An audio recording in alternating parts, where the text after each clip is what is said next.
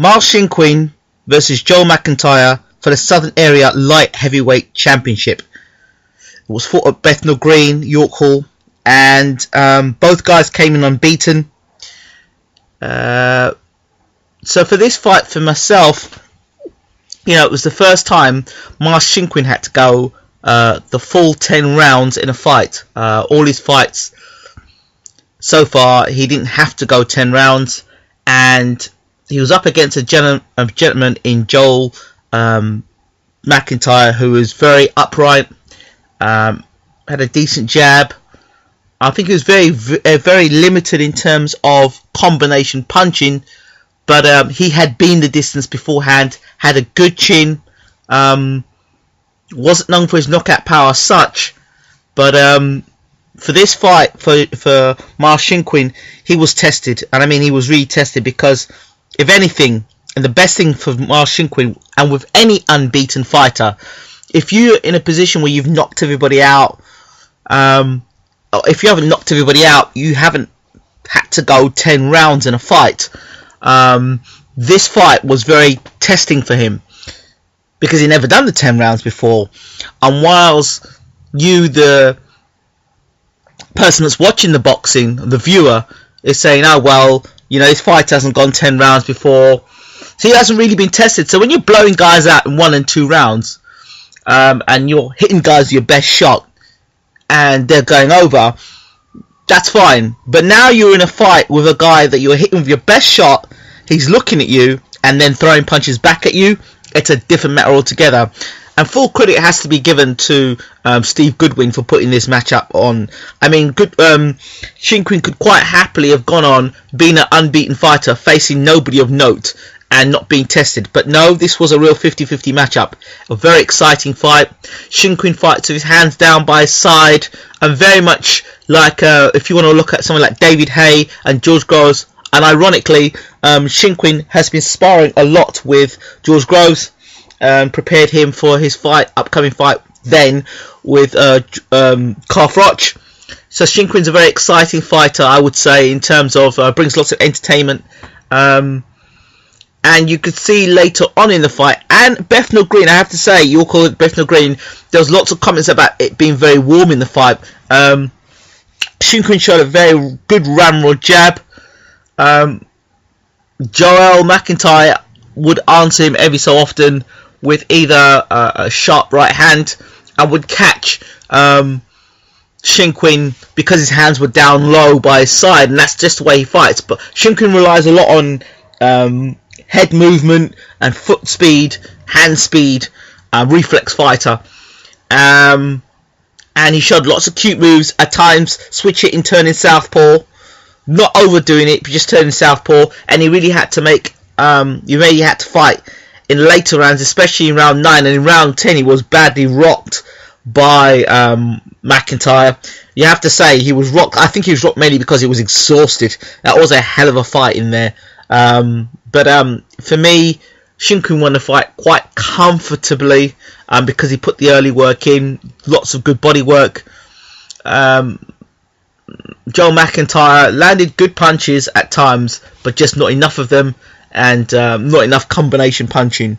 But Joe McIntyre, good, honest pro, good fighter, and I think he's got a future in the sport, definitely.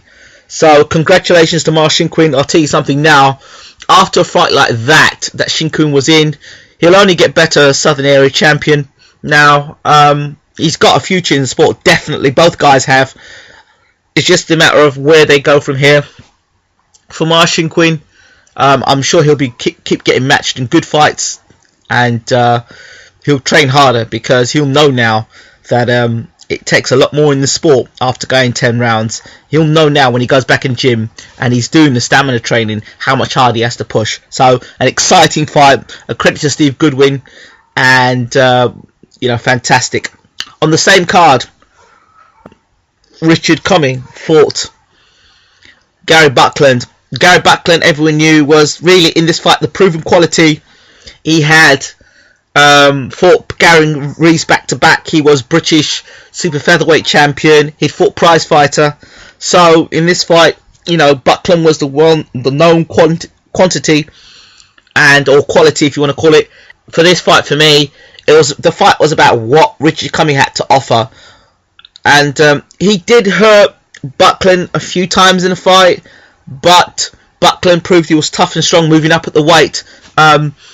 Advantages for Commey was height and reach. I don't think Commey used his height and reach at times as much as he could. Commey is very gangly sort of opponent, fighter, and at times he boxed and reduced his ability to use that long range jab by trying to get a fight on the inside. I'm not sure if Commey's inside game is as good as the outside game. Would like to have seen him use the jab more, and he was missing with the right hand a lot because Commey was having to punch down to Buckland, who was moving his head and trying to come on the inside. Buckland had lots of success with the right hand,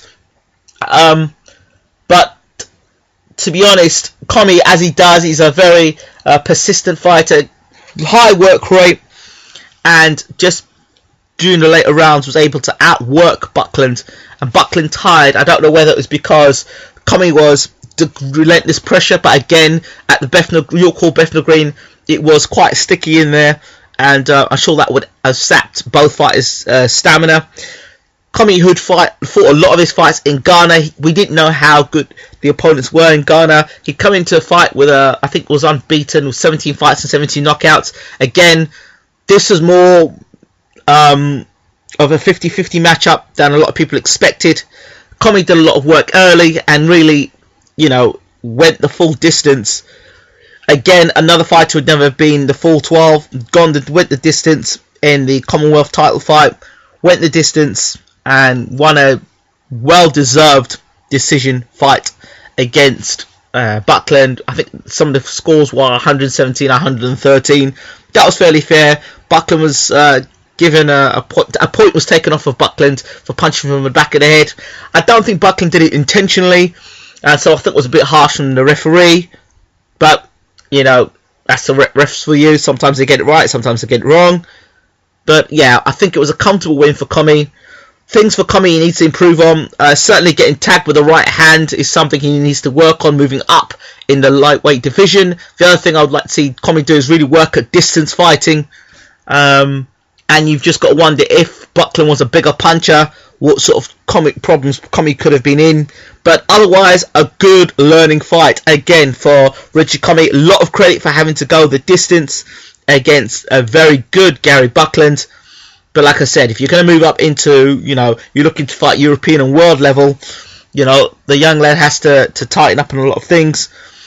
Good points, showed lots of heart, lots of guts, good boxing ability at times, but again, needs to learn to use the jab more and keep fighters at distance, and then time the right hand. But otherwise, a very good fight between Richard Commey and Gary Buckland. Both guys need to be given credit for this fight. It was a tough, hard fight, and congratulations to Richard Commey, the new champion of the Commonwealth at lightweight.